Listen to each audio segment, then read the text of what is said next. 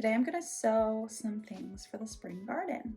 I'm a little bit behind because life, but we're going to roll with it and direct sow a few things. I prepped a couple beds this weekend, which is awesome. So we're going to put in some peas, some beets, some carrots, maybe a few other things. We'll figure it out. Yeah. I'm sorry you can't come outside. I'm sorry. You guys stay in here. I'll open a window for you. Anyway, let's get into it.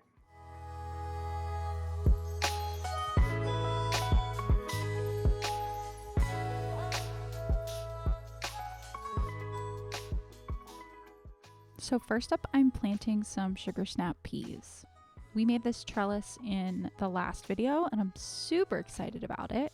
I've planted snap peas before, but I haven't had a good trellising system for them, so it's been hard to plant them in any kind of quantity.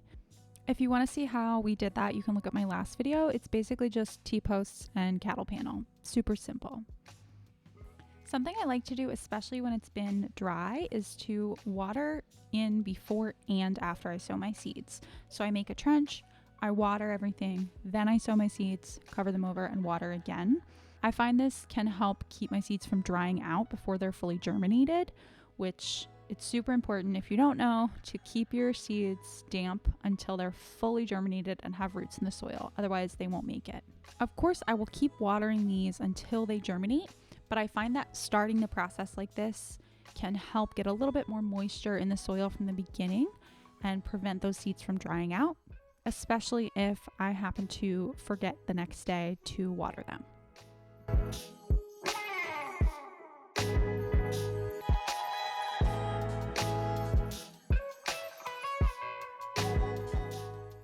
All right, we are soaking and planting ranunculus today.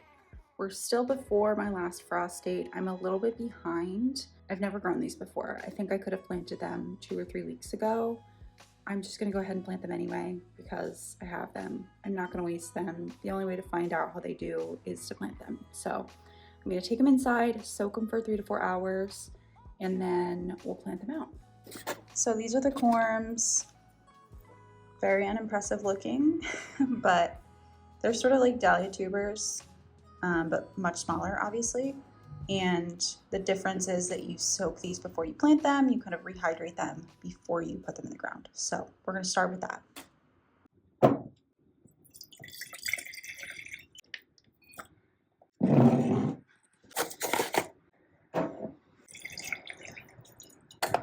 So I've put all my corms in some room temp water and we're going to leave them to soak for about 3 hours.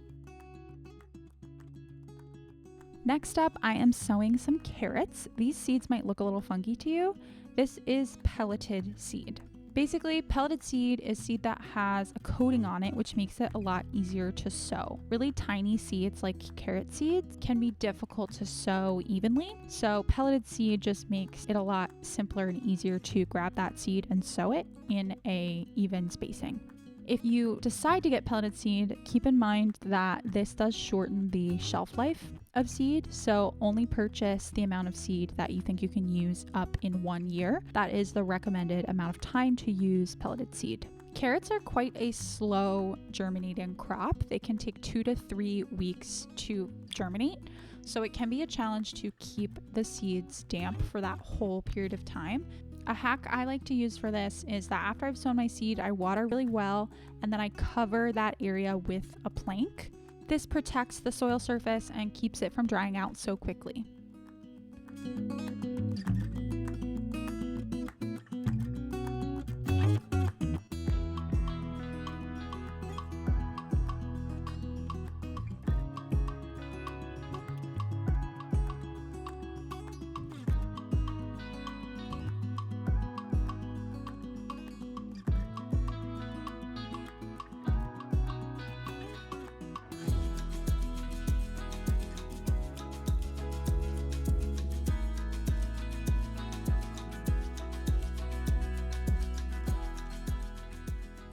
Time to sow some beets.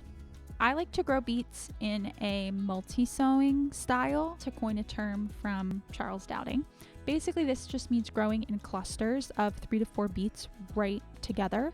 As they grow, they will kind of push one another apart, and that's totally fine. I only have to sow one seed per planting space. Fun fact, beet seeds are actually clusters of multiple seeds. So when you sow one seed, it actually will grow multiple plants.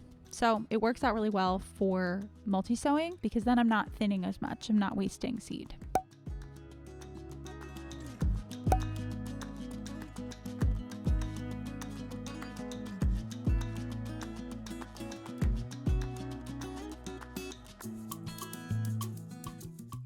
It's been about 3 hours and our ranunculus is done soaking. You can see the corms are much more plump. They're not shriveled anymore, and so they are ready to plant.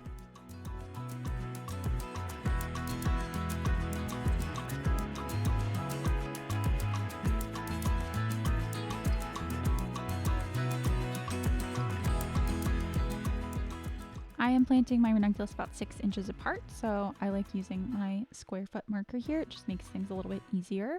I am planting them about 3 inches below the soil surface. And when you are planting ranunculus, it's important to plant them the right direction. So we want the tubers facing downwards and not up. Otherwise, the sprout won't grow in the right direction.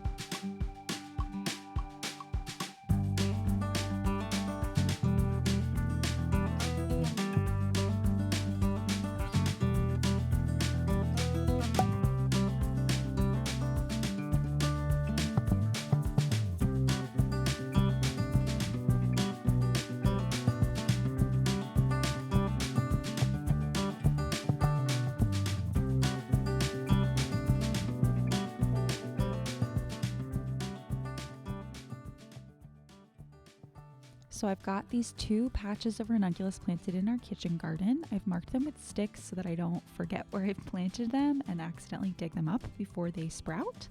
I'm trying a couple different spaces for the ranunculus this year. I've got spots to fill in my various beds, but also when I'm growing something new, I like to kind of sprinkle it around everywhere that I can plant to see how it does, to see where I can grow it, where it works, where it doesn't work.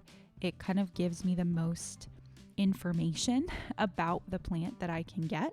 So I do risk losing some of those plants maybe if it's not an ideal location, but especially when I'm growing something new, this is something I like to do to just experiment and give me the most information possible for the future in growing it.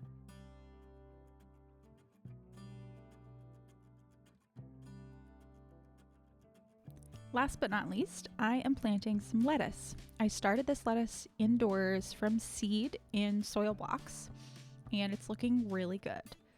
This is a mix of butter lettuce and romaine, and I'm planting it under our low tunnel because lettuce is one of those things that we tend to have more pest issues with. So we have a low tunnel set up with some insect netting, and that's where I'm planting these.